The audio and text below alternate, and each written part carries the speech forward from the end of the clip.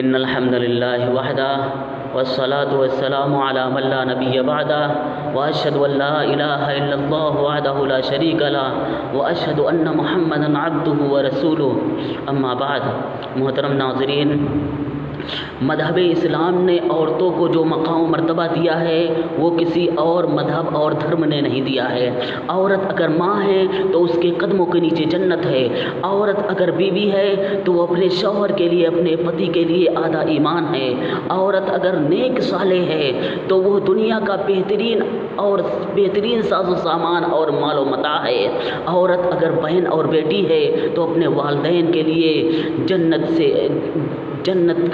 میں داخلے کا ذریعہ ہے اور جہنم سے بچاؤ کے لیے آڑ اور پردہ ہے۔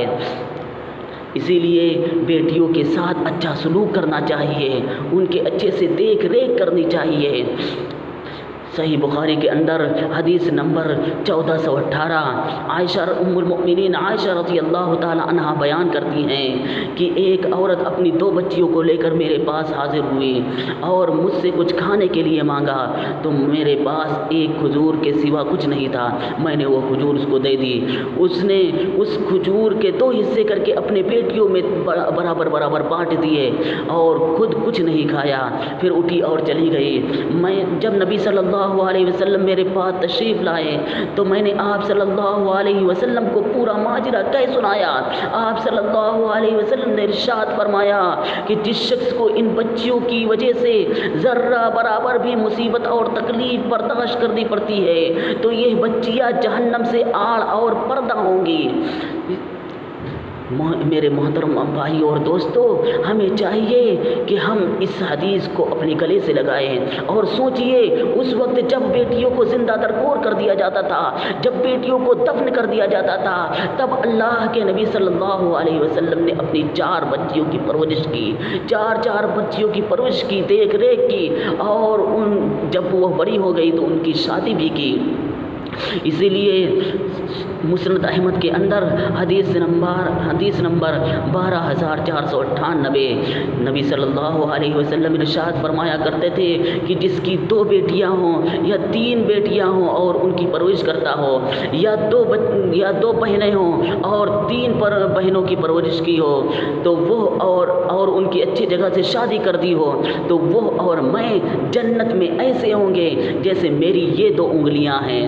اسی لیے بیٹیوں کے ساتھ اچھا سلوک کرنا چاہیے۔ بیٹی بچاؤ اور بیٹی پڑھاؤ کا نعرہ یہ ہمارا اسلامی نعرہ ہے۔ اسلام نے یہ نعرہ دیا ہے۔ یہ نعرہ آج کے لوگوں کا ایجاد کردہ نیا نعرہ نہیں ہے بلکہ بہت پرانا ہے۔ صحیح بخاری کے اندر حدیث نمبر 3828 کہ زید بن عمرو بن نفیل خانہ کعبہ کی دیوار سے ٹیک لگائے ہوئے ارشاد فرما رہے تھے، کہہ رہے تھے، اے قریش کے لوگوں، تو اللہ کی قسم تم میں سے کوئی بھی شخص میرے سوا ابراہیم علیہ السلام کے دین پر نہیں ہے۔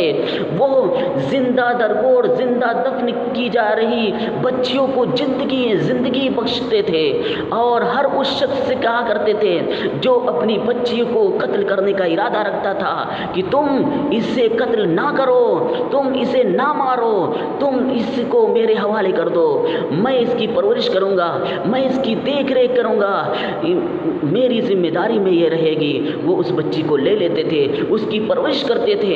جب وہ بڑی ہو جاتی تھی تو اس کے والد سے کہتے تھے، اس کے باپ سے کہتے تھے کہ اگر تم چاہو تو اس بچی کو میں تمہاری طرف لوٹا دوں اور اگر تم چاہو تو میں اس کی روزی بھی تمہیں دے دوں، اس کا رزق بھی تمہیں دے دوں۔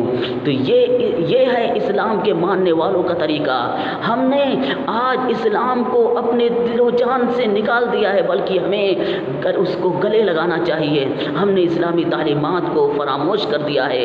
اگر ہم کتاب اللہ اور سنت رسول کو ہم نے پڑھا ہوتا تو ہمیں یہ بات ضرور پہنچی ہوتی کہ بیٹی بچاؤ اور بیٹی پڑھاؤ کا نعرہ یہ ہمارا نعرہ ہے، یہ 1400 سال پہلے کے لوگوں کا نعرہ ہے، یہ نبی محترم صلی اللہ علیہ وسلم کا نعرہ ہے، یہ دین ابراہیمی پر چلنے والوں کا نعرہ ہے، یہ ابراہیم علیہ السلام کی ملت کو اپنانے والوں کا نعرہ ہے۔ اس لیے ہمیں چاہیے کہ ہم بھی بیٹیوں کے ساتھ اچھا سلوک کریں، بہنوں کے ساتھ اچھا سلوک کریں، عورتوں کی عزت و وقار کو ملحوظ خاطر رکھیں۔ اللہ رب العالمین سے میری دعا ہے کہ الہ العالمین ہم تمام لوگوں کو بیٹیوں کی پرورش کرنے اور ان کے ساتھ اچھا سلوک کرنے کی توفیق عطا فرما، آمین۔ محترم ناظرین، اگر آپ نے ابھی تک ہمارے چینل کو سبسکرائب نہیں کیا ہے تو ضرور سبسکرائب کریے اور ہمارے چینل سے ضرور جڑیے، کیونکہ ہم آپ کے لیے بہترین ویڈیو لے کر آئیں گے،